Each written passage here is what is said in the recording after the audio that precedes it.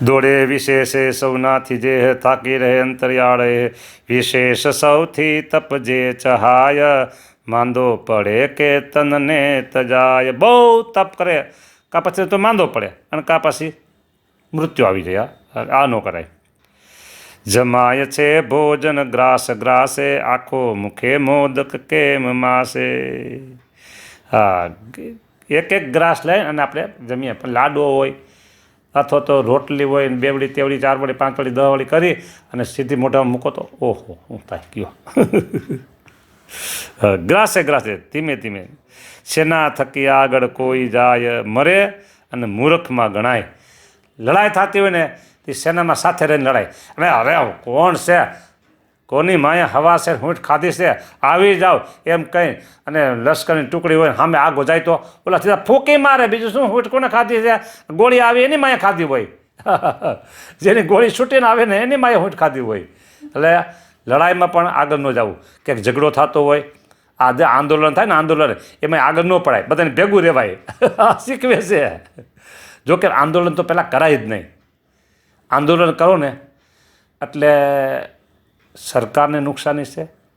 સરકાર નુકસાની કે સરકાર પોતાના ખિસ્સામાં પૈસા કાઢવાના છે. જે કાંઈ સરકારી નુકસાન તોડફોડ થાય ગમે તે, બરાબર, સરકારી પ્રોપર્ટીને જ્યાં નુકસાન થતું હોય એ સરકાર એના ખિસ્સામાંથી પૈસા કાઢે છે કોઈ?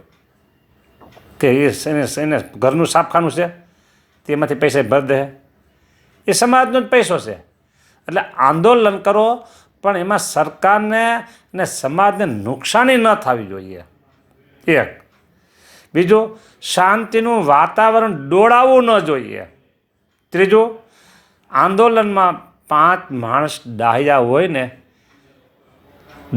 ને તો એને વિચાર કરવો જોઈએ કે આ આંદોલનથી કોને ફાયદો છે અને કોને નુકસાન છે, બે જોવું જોઈએ. બરાબર? હા. જો સમજો તમે એમ કહો મને કે સ્વામી આટલું આ કામ તમે કરી દેજો 2 દીમાં 3 દીમાં, મારે ન કરવું હોય તો એમાં 1000 બહાના મળે. એક. બીજું, હું હવે તમને કોઈક હરિભગતને કહું મારે જવું છે વડતાલ, હું અત્યારે રાજકોટથી બોલું છું, મારે વડતાલ જવું છે, તો એક રાત્રિ થાય ગાડી, તમે આવશો? અથવા કેમ થાય તમે ગાડીનું? બરાબર? તમારે ન આવવું હોય એટલે 10 બહાના મળી જાય. છોકરો આમ છે, ઓલું આમ છે, તે આમ છે, રજા નથી, આમ છે, બહાના મળી જાય. બરાબર?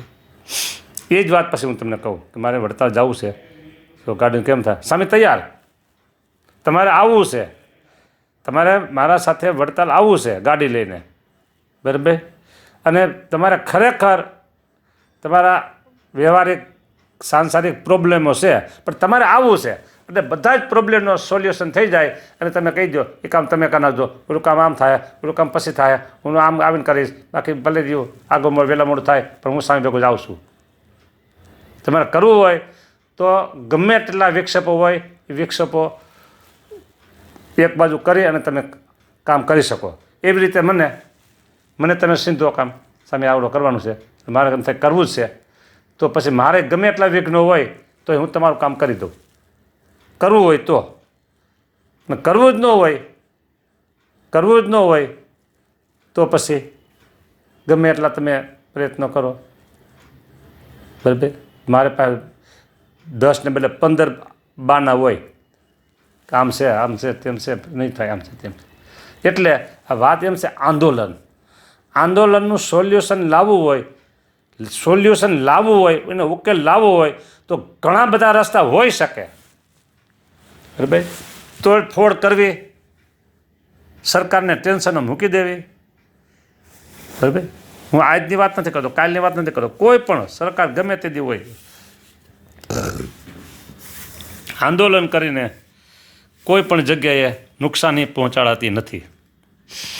અહીં વાત આવી હતી આપણી, સેના થકી આગળ કોઈ જાય, મરે અને મૂર્ખમાં ગણાય. અત્યારે સેના તો લશ્કર બોર્ડર ઉપર લડતા હોય ને હોય એટલે એમાંય આગળ ન જવાય. અને આવા આંદોલન થતા હોય તો એમાં આંદોલનમાં આગળ ન પડાય. હાલો દોડો જલ્દી હાલો કે. બરાબર?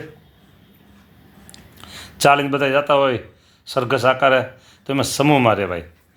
હા, અને અમારું તો માનવું એવું છે, અમારી વાત ગમે તો ભલે, ન ગમે તો મારે કોઈને કહેવી નથી, પણ મને જે ભગવાન બોલાવે છે એ બોલો. આંદોલન કરીને કોઈ કાર્યની સિદ્ધિ લગભગ થતી હોતી નથી. હા, તમને સીધો કાન પકડાવ, આડો કાન પકડાવ, કાન સરકાર પકડે, કારણ કે એની પાસે ઘણા બધા જવાબ હોય. એ આખી સરકાર ચલાવતા હોય, એની પાસે એટલી જ બુદ્ધિ હોય ને. હા, અને જે ઉતાવળ્યા થઈને આંદોલન કરતા હોય ને ત્યાં પાછી બુદ્ધિ એટલી બધી કામ ન કરતી હોય. હા, ત્યાં એક જ હોય, આમ કરી નાખવું છે, આમ કરી નાખવું છે, આમ કરી નાખવું છે. એટલે દરેકમાં રસ્તા હોય છે, પણ સેનાથી આગળ ન થવાય. લડે ચમમાં રહી શત્રુ સામે, તે શૂરવીરો જસ પૂર્ણ પામે. લડે ચમુમાં રહી શત્રુ સામે, લડે ચમુ એટલે સેનામાં, લશ્કરમાં રહી અને શત્રુની સામે લડે. બરાબર, શત્રુની સામે સેનામાં રહીને લડે એ શૂરવીર ગણાય. બરાબર, અને પાછા એને યશ પણ મળે. લ્યો, શૂરવીરો જસ પૂર્ણ પામે, એવા શૂરવીરો. હા, આ બધી બોર્ડર ઉપરની વાત છે. પાકિસ્તાન હોય કે ચાઇના હોય, ત્યાં જઈને મેં પહેલાં કીધું ને, આવી જાઓ તમારી જાહેતનાઓ કે કોની માએ હવા શેર હૂંટ ખાધી છે. અને પછી ઓલો ગોળી મારે ને એ એમ કે મારી માએ હવા શેર હૂંટ ખાધી હતી, લે. હા, બરાબર, એવું એક રમૂજની વાત છે. આમાં કથા નથી મળતી, પણ રમૂજ જેવી વાત છે, તો થોડીક તમને કહું. પાકિસ્તાન અને ભારત એની બોર્ડર ઉપર છાવણી હોતી, એની ને આપણી. બરાબર, એટલે આપણા જવાન છે ને, જવાન લશ્કરના જવાન, એ બંદૂક ભરેલી બંદૂક, એ કેટલા જોટાવાળી ખબર નહીં, એ લઈને ગયા એની છાવણી બધા સૂતા હતા. બરાબર, અને ત્યાં જઈને કીધું, એલા ભાઈ આમાં હુસેન અલી કોણ છે, હુસેન અલી કોણ છે. હા, એટલે પેલા ઓલો ઊભો થઈને હતો નહીં ખરેખર, એને એમ આવ્યો છે શું કરશે, કે ઓલો ઊભો થઈને કે હું હતો, કે શું કામ છે, કે તું શું હુસેન અલી, કે હા, એમ કહી જે બંદૂક સનાટ કરતી ગોળી તાપી દીધી ને, ઓલો હોઈ ગયો, ઓલો આપણામાં આવતો રહ્યો. બરાબર, પછી એના લોકોને એમ થયું કે આપણે વગર વાક્ય ઇન્ડિયાવાળા મારી નાખે, તો આપણે કંઈક કરવું જોઈએ, કે હાલો આપણે એની સાવણીમાં જાય. એટલે એની સાવણીમાં જઈ અને એને નામ લીધું. એટલે આમાં કોણ છે, કોણ છે એ કહે. એટલે આપણામાંથી ઊભા થયા અને કીધું તમારે કોનું કામ છે, એ આમાં એ કોઈ છે નહીં, કહે કોઈ નથી, કે ના. તો ઓલો પાછો વહી ગયો.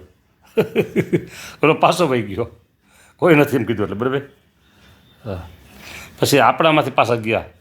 એટલે ભાઈ અમારે અહીંયા આવ્યું હતું, મને પૂછતા હતા કે ફલાણાભાઈ કોણ છે, તો કોને કામ હતું, તો એ કે મારે કામ હતું. તારે કામ હતું, કે એટલે સનસનાટ ગોળી જવા દીધી.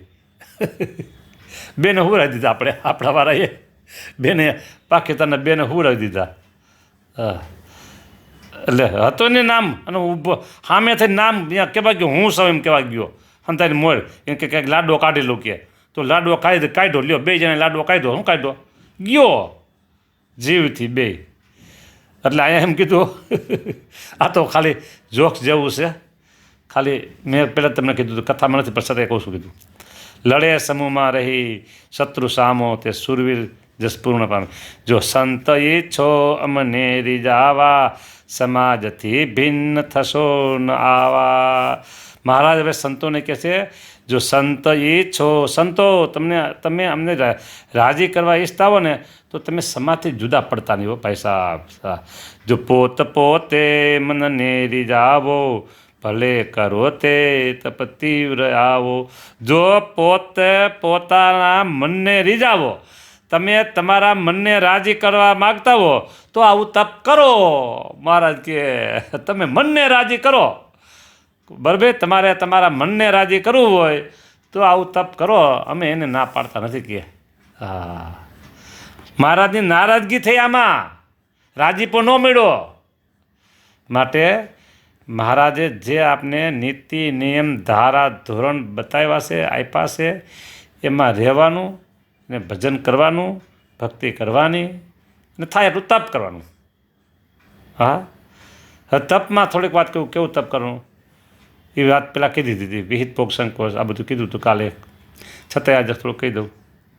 શિયાળો હોય તો શક્ય હોય તો આપણે ગરમ પાણીથી ન નાહવું, અને એમ થાય કે ઠંડે પાણી નાહે છે, શરદી થઈ જાય છે, શરીર માંદા હાજર થઈ જાય તો ગરમ પાણી નાહી લેવાનું. બરાબર. પછી ઉનાળો હોય તો થોડી ગરમી, પંખો, એસી હોય તો સારી વાત છે, ન હોય તો થોડુંક સહન કરી લેવાનું, એમાં કંઈ વાંધો નહીં. હા, જમવા બેસો, ખારું છે ને મોડું છે ને તીખું છે ને ખાટું છે આવું ન બોલો એટલે તપ. ભલે તમે જેટલું જમતા હો ને એટલું જમજો, પણ જમતા જમતા બોલ્યા નહીં ને એ તપ લ્યો. અને સાચા સંતને વિશે આત્મબુદ્ધિ કરવી ને, સાચા સંતને વિશે આત્મબુદ્ધિ કરવી ને એ મોટું તપ લ્યો. બરાબર. આટલું ઘણું ને હવે રાજી. અહીંયા આપણા તપનો વિષય પૂરો થાય છે.